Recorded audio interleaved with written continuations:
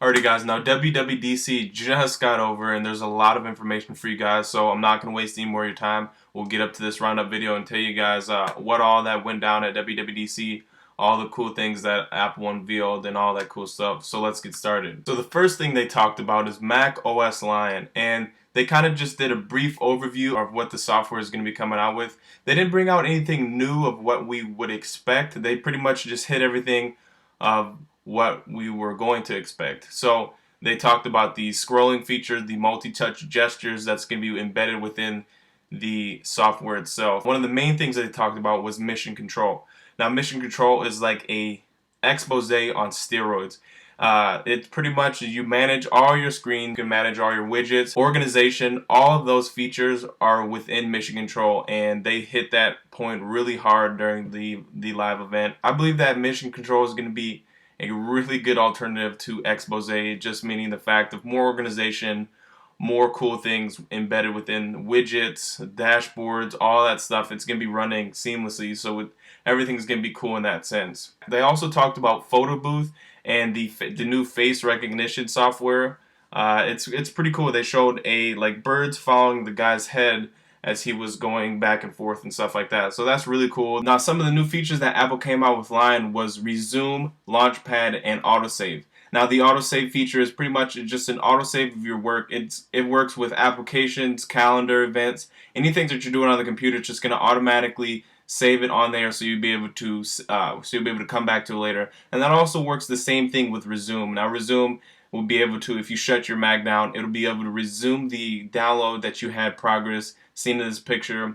And also the Launchpad application works with managing apps, just kind of working your way through things and kind of making things a lot more easier. Sort of like the iOS interface, you'll be able to manage applications and all that stuff through there. So those are some pretty cool, some neat little small features that are going to be within Lion. Now the last two things they talked about within macOS Lion was the AirDrop and the revamped mail application. AirDrop is pretty much the max version of Dropbox. And if anyone's used Dropbox, it's really simple. You just drag pictures, documents, all that stuff into a Dropbox. And they have the same concept with the AirDrop. You pretty much drag everything, and it's through any iDevice that you use or anything that you have logged in with AirDrop, which is pretty cool. I was actually looking forward to this, and that's all embedded within Lion. The mail application is just a revamped feel. You're gonna have your favorites bar, you're gonna have message snippets, all of that cool, just a revamped feel as you can see in the pictures here, along with macOS 10 Lion. Now it will be available in the Mac App Store, so no disc, you don't need to go pick it up at all. It's only going to be $30, which is pretty awesome. That's about the same price was that Snow Leopard was. So it's going to be available in the Mac App Store, $30 in July. So I'm excited for it. The developer accounts were there. That's released today. So I mean, unless you're a developer, you won't be getting macOS Lion until July. And the next thing they talked about was iOS 5.0. They just hit everything that everyone was complaining about, everyone was having their gripes about. Apple hit it with this with the iOS 5.0. So the first thing they started off talking about was the notification system, and it was called the Notification Center. So you pretty much have your notification center. Everything is going to be on this screen, and the really cool thing is that everything is going to show up in the status bar menu, and all you have to do is flick your finger down to access this notification center. So that's going to be really cool. As they were showing how it works, it just looks really cool, really seamless. And they actually hired the guy from Mobile Notifier. He's a hacker on Cydia, and they actually hired him to help with the development of this notification system. They actually talked about Newsstand, which is just an application where you can manage like your magazines, like articles and all that stuff into one application. You can download things. Everything will go straight into this Newsstand application, which is pretty cool.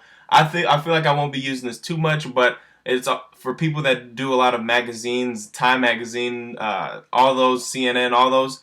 It's a great application for that. But Twitter, they have Twitter fully integrated into the phone as you boot it up normally, which is really awesome. I have been waiting for this forever. I actually thought that they would go through Facebook, but they actually went through Twitter, which is awesome because I don't even use Facebook anyways. So pretty much they have it integrated straight into the phone, as you can see in the pictures right here.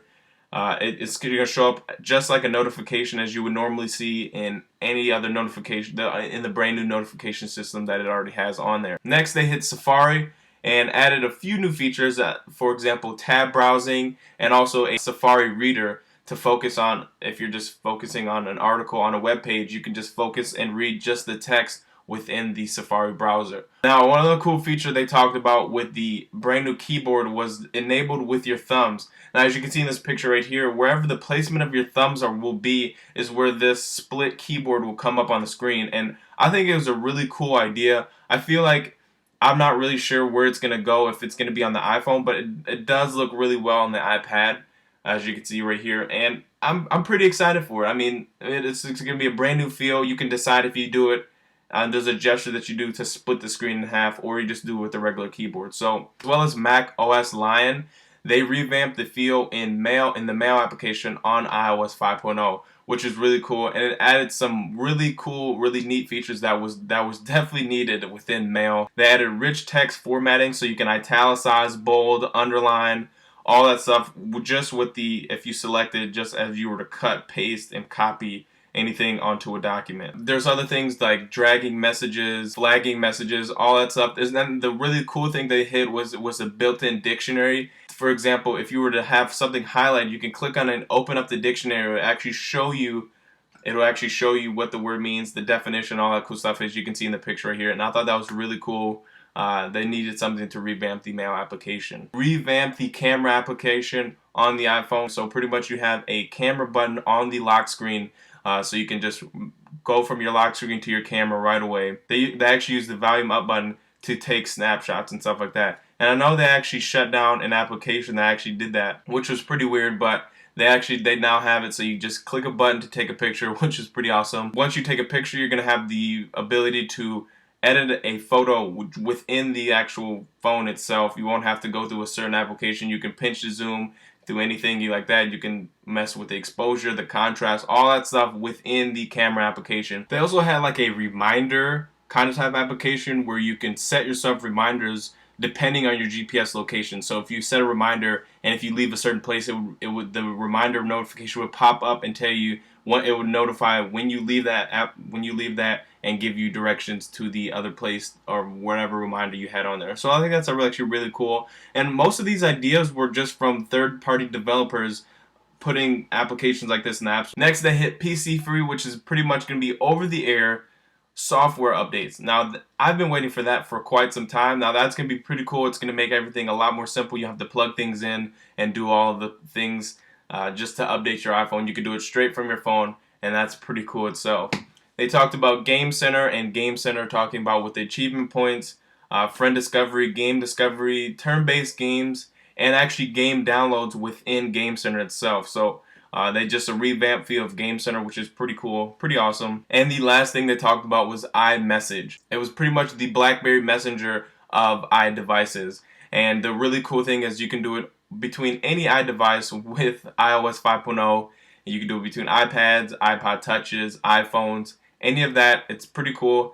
You can do it over 3G or Wi-Fi, which is pretty awesome. Push notifications, and it has very secure encryption on it, so it's a really safe, really reliable service. And I'm actually looking forward to that because I have a lot of friends with the iPhone, and it would be really cool to have just a dedicated thing. Because when I had my BlackBerry, I was really into BlackBerry Messenger, like, yeah, add me on the pin and all that stuff. So now I can be like, yeah, add me on iMessage, all that good stuff there. So I believe Apple hit it hard with the iMessage feature. iOS 5.0 will be released in the fall for the following devices. It will be for the iPhone 3GS, the iPhone 4, iPad 1, iPad 2, and the iPod Touch 3rd generation and 4th generation. So if you don't have those devices, you can get iOS 5.0. Now, the last thing they talked about in WWDC was the iCloud service. iCloud stores your music, photos, application, calendars, documents. All of that stuff is going to be pushed to all your devices within the iCloud application itself. So it just does it automatically. It's the easiest way to manage all your content. It's just like it's just an all-in-one program itself. Now, pretty much iCloud is going to be a free application. It's pretty much going to be the death of mobile me. 5 free gigabytes of backup on there. All of the data on the cloud will stay for 30 days and then it will just be deleted on there. Now, Steve Jobs talked about iCloud and hit the two main things, which was the iTunes and iCloud and photo stream. Now, the iTunes and iCloud, which would be, you can make your purchase in iTunes and they'll appear automatically on all your devices, so you don't have to go into iTunes and transfer and hit all that stuff and go through that grueling process. Everyone knows what I'm talking about. And it's pretty much seamless through iCloud. Photo stream is pretty much going to be the same thing. So if you take a picture on your phone and put it in your camera, it'll be automatically uploaded to iCloud and sync through all of your devices automatically. They actually have photo stream embedded within iPhoto and within Apple TVs. It's going to be a free program, and they will be releasing the iTunes, iCloud, and the photo stream today for developers and for users, which is pretty awesome. Now, the one more thing element was not an iPhone 4, was not any device that they came out with. It was a program called iTunes Match. iTunes Match is a software that will scan to iTunes that will match up to the songs that are in the store. So it really, in reality, means it will give your music the same benefits as the music purchased in iTunes.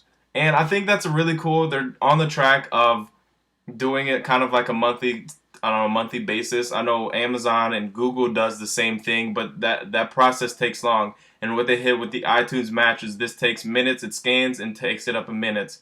And the base price will be $24.99 regardless of how many songs you have on there.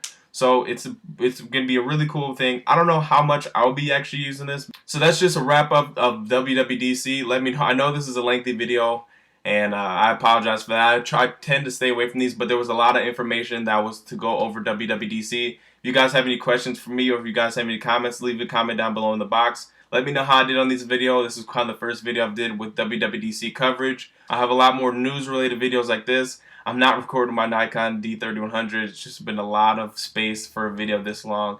It would probably have been like 2 gigabytes worth of video. So I'm rambling too much. Go ahead and check out my last 2 videos right here in the screen. And this has been Christian, also known as King Atlas, and you guys take it easy. Peace.